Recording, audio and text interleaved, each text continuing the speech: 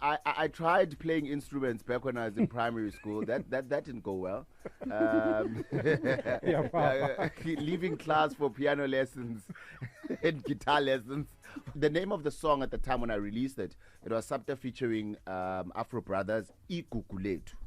That was the name of the song. Okay. And it was named after my sister. This idea of that I'm a hot man, I'm going to put you there, has been sold so much that when it doesn't happen, a lot of young people feel like, no. They crumble. Yeah, they crumble. It's like, no, let me stop doing what I'm doing. The teamwork aspect is very important because if Themba were not chief, you are not playing well, If I'm not you are playing costing well, me. Now I need to do more, you know.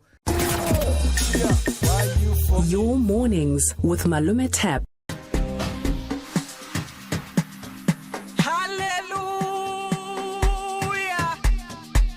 Alright, the song you're listening to in the background, we got the man himself in studio. This one right here features Basetsana. It's called Kulega. Fresh out the oven from DJ Supta, the A-class DJ. Played you Ntinga Ntaka. That was just before this one. Also Supta featuring Talita and Obi. Good morning. Welcome to your morning guest, Supta. Welcome to the Northwest. What's good? How you doing, brother? Long time. I'm good, man. It's been a long time, yeah? It's been about Yeah. over a year Yeah. since Supta and I have seen each other. Former colleagues, current DJ at YFM, mixed DJ, music producer. Good to hang out with you again, man. How you been? I've been good, man. I've been good, really pushing. There's a lot of things to do. Radio, TV, music, gigs. Kumnandi ebomini. Booked and busy is Booked what and they call it. busy. Yeah. All right, it's been well, good. when we do this, we like to give a bit of a background. We're introducing you to our beautiful province. So let's take it all the way back before radio. Music was always came first in the beginning. When did you actually start producing music, and did you always want to be a DJ? Actually, music came after radio. I started doing radio back in grade 10, in high school. In Aliwal North, where I'm from. I was getting there. They had radio in high school in Aliwal North. They had a community radio station in my hood, man, and I joined that radio station, and then I moved to Bloem, and then I joined another community radio station, and then I joined campus radio, and then I moved to Johannesburg, where I came to Y, and then I then explored music because I felt, man, there's something that I wanted to say, but radio sometimes can limit you, in the sense that radio can sometimes only reach certain places, whilst music can really get into places and spaces that sometimes radio can't get into. And music has really done that for me. Like, when I look at my streams, there's literally people from Botswana, there's people from the UK, there's people from the Eastern Cape, that listen to my music, where you'd find that sometimes the radio station that I work at doesn't reach those places. So I needed a way to really grow my impact, and music has done that for me. But I mean, music's always, some would say that it's in your blood. Your dad plays piano, your mom was a choir instructor. So you've had musical influences from a very young age, right? Yeah. No, definitely. I tried playing instruments back when I was in primary school. That didn't go well. Leaving class for piano lessons and guitar lessons was not my cup of tea. I started that and I stopped. And then I played a lot of soccer. I thought I was going to be a professional soccer player. That's why for a very long time when I was in high school, having parents that are into the music space, I didn't think music was like cool. I mean, I thought soccer is the thing. I mean, you want to play for the first team, soccer team. You wanna play for the varsity team. You wanna play for Kaizer Chiefs. That's where you are not thinking. now, but Well, I mean, we understand. So music was not a thing up until I got to Johannesburg, and I was like, maybe I wanna explore this thing. When I realized that actually, maybe soccer is not going to happen. Yeah. Who are some of your biggest influences musically? As a DJ that then, went from being just a mixed DJ to also producing and playing your own music. Yeah. What influenced your sound? Because it's one of my favorite sounds. And are we calling it 2-step, 3-step? How would you classify 3-step? Yeah, 3-step. Um, let me go back a bit. I was influenced by the likes of Shims. I remember when I was in on campus radio and I was starting to play and I wanted to be a DJ. I would watch Shims's YouTube videos. I think many of us who wanted to be DJs did that. Black Coffee as well. I used to watch shows of Prince KB because he was in Bloom at the time and I was in Bloom. And then later he came to Johannesburg. You know, he's got a song that blew up. He also influenced me in terms of music, the way he's just able to fuse music in the music. And I like that about him. From a DJ perspective, Shimza, Black Coffee, definitely.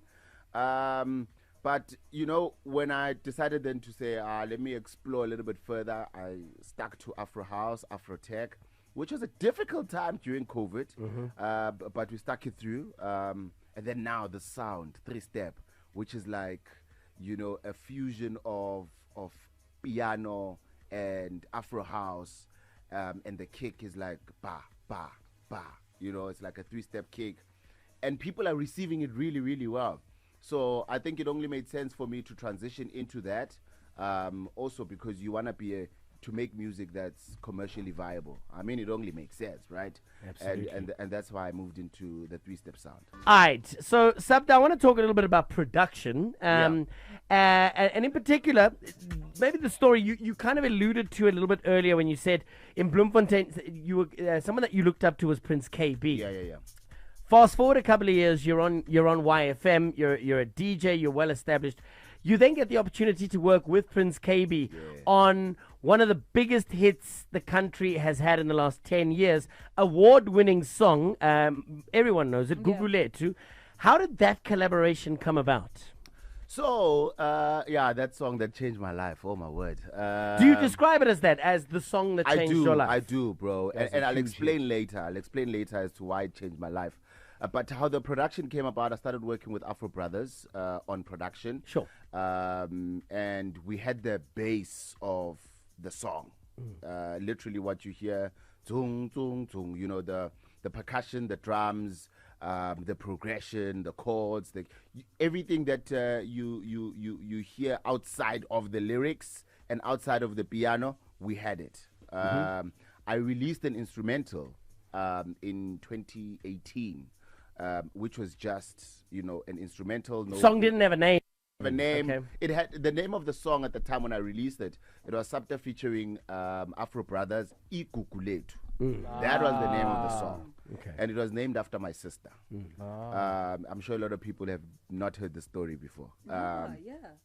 It was named Gugulethu. Released it 2018. Now, like any other producer, any other DJ, you send music to DJs, right? Sure. Got access to Prince KB. I send him the instrumental. He listens to it. He likes it. He starts playing it, right? And then he hits me up and he says, "Dog, please call up the gents, Afro Brothers. Let's sit down. I think this song's got potential and you can just elevate it." Sure. I'm like, well, I mean, it was there, you know. Let's jump into studio. Let's see what you can do. I send him the separates. I send him the project. And he starts working on the song. Fast forward on a Friday, we jump in studio. He invites Indlovukazi. Indlovukazi jumps into studio. There was also TNS in studio. Dr. Tools was there, and Dr. Tools is a pianist. So that's where that right, that comes in. He adds more chords on the song. Essentially, it becomes more musical than what it was. Then Indlovukazi comes in, Gugulethu, the drums as well, the drum pattern, the percussions. So the Gugulethu you know versus the Gugulethu that I released, which is the instrumental, the drum pattern and the progression is totally different. So the one that I released was a little bit more stagnant. It was more ga ga ga. But with Prince KB's is a ga ga ga ga. You know, it's got progression. The drums. That's what he added. So it became a different song. Hence, you know it as Gugulethu. Sure. Which I'm very appreciative of, because a lot of people are like, Supta, you know, you shouldn't have done that. I'm like, no, No, I'm glad that I did that because it elevated the song. It took the song from what it was to what it is. It unlocked the potential of what was the there, potential right? of what was there. And KB introducing me to the world, not just South Africa, like to the world. Because after that, we won Song of the Year at the DSTV Awards. We won Best Collaboration at Sound City MVP in Lagos, which for me was That's massive. huge. Yeah, that's huge. Because I mean the That's an artists- Afrobeat dominated That's crazy. market Yeah. in a country that in with this particular sound. I mean, it's not like the way piano's going down. At that point, the sound that you guys were creating was very unfamiliar in a place like Lagos. Yeah. Look, the category had Diamond Platinums, it had Davido, it had Chris Brown, had Wizkid, and there we are, you know, Prince KB, Supta, Afro Brothers, and Ndlovukazi, and we won that category, which was a massive one for us. We got nominated at the Summers twice, and that elevated my name as a producer, as a DJ. I got introduced to different artists, big artists, Lady Zama. I did a song with Lady Zama after that. I did a song with Nak Music and DJ Dira after that. I did a song with Nkosazana Daughter after that. I worked with Amos after that. The list is endless. I've got songs with Donald. I've got songs with Tabzi. What did it do for? I see, you know, in terms of it being an introduction and platform wise, you know, it got your name out there. Yeah. But what did it do, that particular single and that release? What did it do for your hunger as a producer now, not just as a mix DJ and a radio DJ, but did it change your hunger for wanting to create music from scratch and take that avenue as an artist? Yeah, definitely. Because it opened up that avenue for me, I then decided that a lot of people know me from that song, and I've been working on a journey to release my own music so that people recognize me as Supta, you know, because at the time it was, Supta from Guguletu. Or Supta from YFM. Or Supta from YFM. Sure. And then after that, I decided, let me start producing my own music and start releasing my own music. But because of the song, I had access to those artists that are going to open me up to a market, which was also going to elevate my name as an artist and as a producer, which is what it did. Your story is very inspiring, and you're from a small town, right? And you've managed to make such a success of your brand as an artist. The do's and don'ts, advice for those who want to follow in your footsteps and do what you're doing, what do you say to them? Especially those from small towns as well. Yeah. Just be consistent, man. Continue working on the craft and improving your craft. Reach out to other producers, other artists that are out there, and don't be afraid to put yourself out there. I mean, social media is out there now. It's so easy to blow up on TikTok. Doesn't matter where you're from. If the song is dope and people love the music, and what I like about TikTok now is that when they like your song, they follow you. Yes. It's not we just like this guy's music. It's inspiring in the sense that people follow you because they want to hear more of you, because they've already heard what you can do on one particular song. So, use social media and get yourself out there. My thing, and that's something that I always say, internally to my people, and I'm going to say it today, is that sometimes reaching out to the hotmans is not going to help you. Yeah. You're making music and you're hoping that Hotman, whoever, Fresh, or whoever is gonna put me on, or Shimza, or no, forget about that. What are the dangers of that, Supta? You know, you took us through a beautiful process of how Guguletu came about, and it was in every sense of the word, it was a collaboration. Yeah. But we often hear other nightmare stories of, you know, up-and-coming bedroom producers, as they are classed, of sending a song and then just giving that song over to someone. You know, they put their name on it, same song, and then you kind of just become a featured artist on your own track and falls away. Yeah. What are the dangers of that? Look, for me personally, I haven't experienced any dangers because I think it's a strategy thing as well. I think you need to view it from that perspective, depending on what you want to achieve as an artist. For me personally, it was, how do I put myself out there using someone who's already established. And what a better way to do it than being a feature, right? What's worrisome is when someone produces an entire song for someone and they give it to AnkleTap. Sure. And then you don't get royalties, you don't get any mentions, that person doesn't even recognize you, and they're moving with the song. So you need to be careful of that and have your own strategy as to why you are doing certain things when it comes to that. Another thing is it can make you feel like you're not going to get where you want to get, because this idea of that I'm a hot man, I'm gonna put you there has been sold so much that when it doesn't happen, a lot of young people feel like no, they crumble. yeah, they crumble. It's like no, let me stop doing what I'm doing. I really thought this hot man, is gonna like my song and he's gonna put me on, like just like he put on AnkleTap, just like he put on so and so, and that shouldn't be the be all and end all. Maybe it's an avenue, part of your strategy that you can try. If it doesn't work, continue in your own journey and try other avenues. It leads so nicely into the question I want to ask you. First one is on observation. You're saying not relying on others and almost relying on yourself.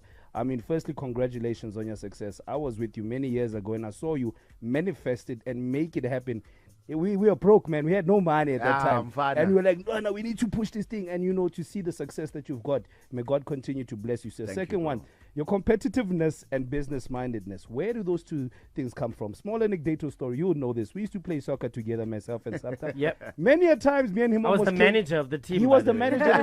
Many a times, me and him wanted to trap each other because he's so highly competitive and he always wants the best. Where does that come from? How has it helped you and the business-minded acumen as well to make it, push it to another level? It comes from sports, man. Sports is very important in development. I used to play soccer, like I said, and I played for the first team. I later moved to play for Bloemfontein Celtic. Yeah, you didn't pass me the ball. So I come from an environment that's very competitive, and I have a winning mentality. You do. Whether it takes 4 years, it takes 3 years, it takes 10 years, I have that winning mentality, and I believe in myself so much because I work on myself so much that maybe sometimes it's not because you're not talented, it's not your time. Sure. That's why I've got a song that says yonkinto inexesha, kuzolunga. Yes. But it doesn't mean stop doing what you're doing. Continue to improve and work on your craft. There are always opportunities that are open up for you. So that competitive mentality really comes from sports. And the teamwork as well is, I was going to say the teamwork aspect as well. The teamwork aspect is very important because if Themba were not chief for you are not playing well, you are costing me. Now I need to do more, and that mentality comes from that. The business mentality comes from home. My mom had taxis.